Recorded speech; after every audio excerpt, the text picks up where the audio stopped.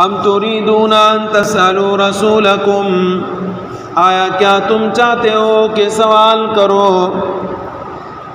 نبی اکرم صلی اللہ علیہ وسلم سے، کما سئل موسیٰ من قبل، جیسے کہ سوال کیے جا چکے موسیٰ علیہ السلام سے اس سے پہلے، وَمَن يَتَبَدَّلِ الْكُفْرَ بِالْإِيمَانِ، اور جو کوئی آدمی کفر کو لے لے ایمان کے بدلے، ایمان کو چھوڑ دے اور کفر کو اختیار کر لے، فَقَدْ ضَلَّ سَوَاءَ السَّبِيلِ، بس وہ سیدھے راہ سے بھٹکائے، وَدَّ كَثِيرٌ مِّنْ أَهْلِ الْكِتَابِ، بہت سارے اہل کتاب کا جی چاہتا ہے، لَوْ يَرُدُّونَكُم مِّن بَعْدِ إِيمَانِكُمْ كُفَّارًا،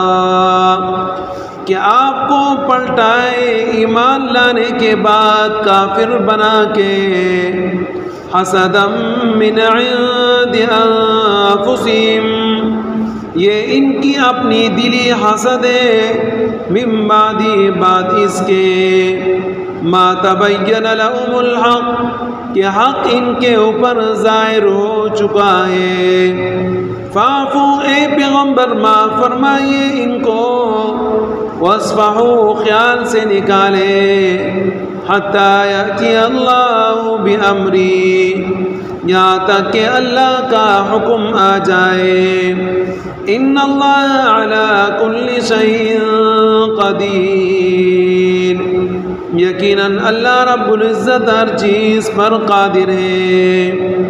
اللہ رب العزت کا یہاں جو ارشاد ہے وہ مسلمانوں سے ہے کہ مسلمانوں نبی اکرم صلی اللہ علیہ وسلم سے ضرورت کے مطابق بات پوچھے،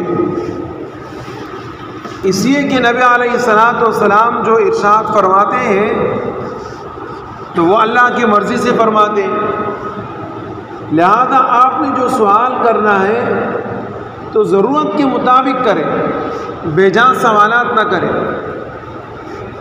اس لیے کہ مشہور ہے کہ جو آدمی بے جان سوالات کرتا ہے اس کو ایک بات پر بھی عمل کرنا نہیں ہوتا، صرف سوال پہ سوال ہی کرتا ہے،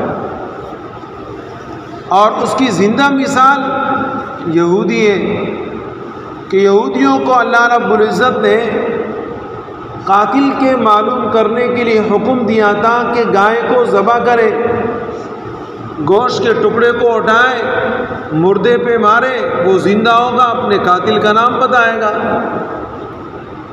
لیکن یہودیوں نے اس میں باتیں شروع کر دی، سوالات شروع کر دی کہ اللہ کے رسول کو گائے کیسی ہونی چاہیے۔ پھر نبی علیہ السلام حضرت موسیٰ علیہ السلام سے سوالات شروع کر دیے کہ موسیٰ علیہ السلام وہ گائے کیسے ہونی چاہیے۔ موسیٰ علیہ السلام فرماتے ہیں کہ اللہ رب العزت کا حکم یہ ہے کہ وہ اس طرح کی گائے ہونی چاہیے۔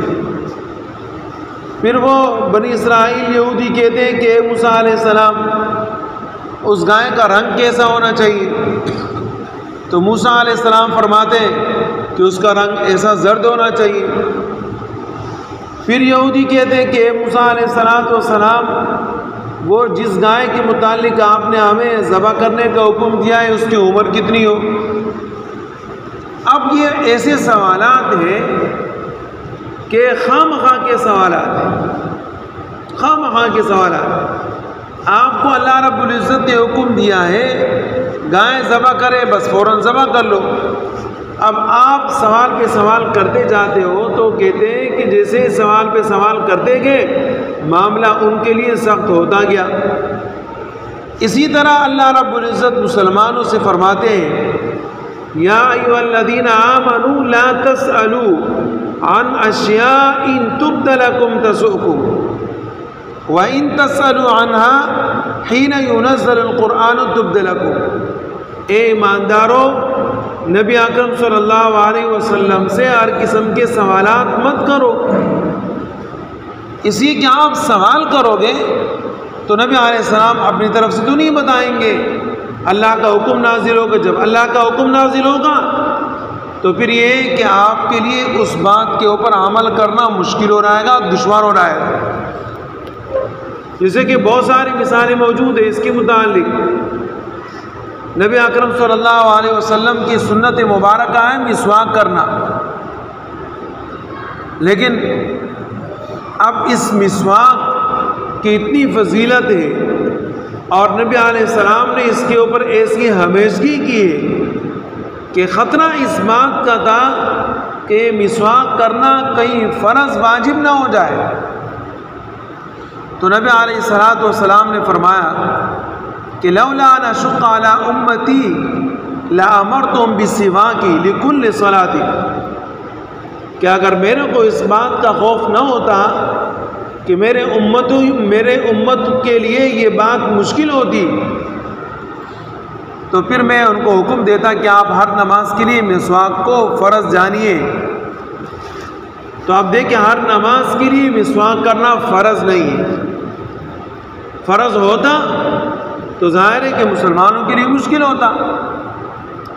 جیسے کہ تہجد کی نماز ہے، اب تہجد کی نماز کو اللہ رب العزت نے ایسے ہی نفل رکھا ہے، اگر یہ مسلمانوں کے اوپر فرض ہو جائے تو ظاہر ہے کہ پھر ہر مسلمان رات کو اٹھے گا، وہ دن کے 5 نمازیں نہیں پڑھتے، تو رات کو وہ اٹھے اور وضو کرے اور پھر تہجد کی نماز پڑھے تو ان کے لیے مشکل ہے۔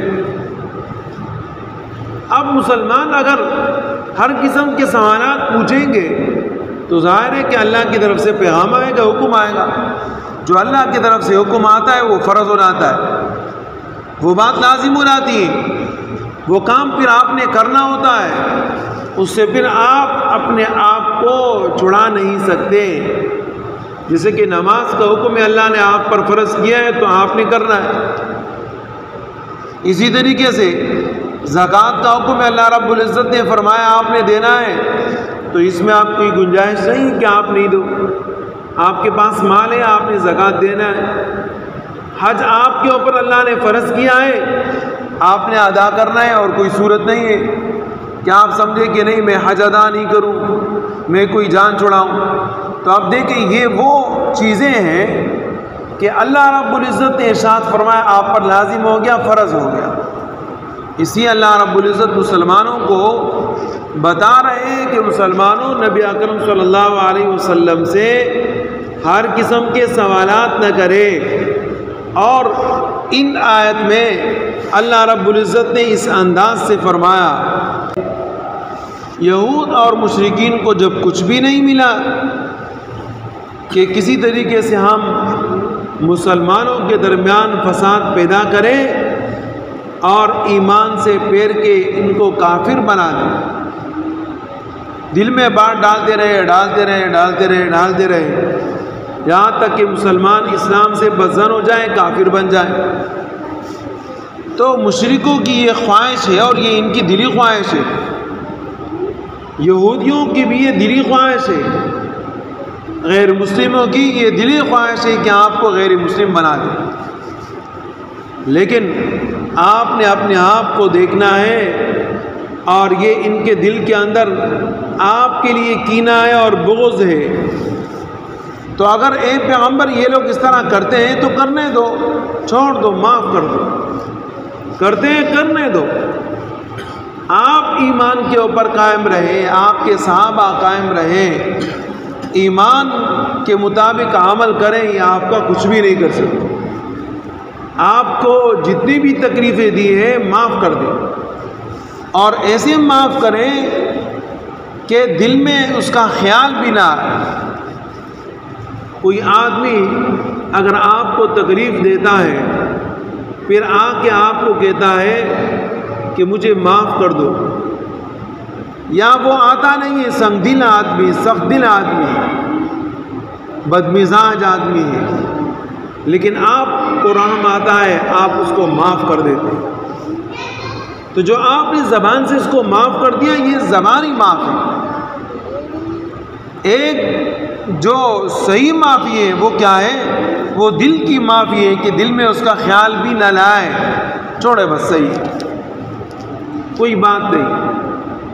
بہت سارے لوگ ایسے ہوتے ہیں کہ زبان سے تو معاف کر دیتے ہیں لیکن دل سے نہیں نکلتی بات۔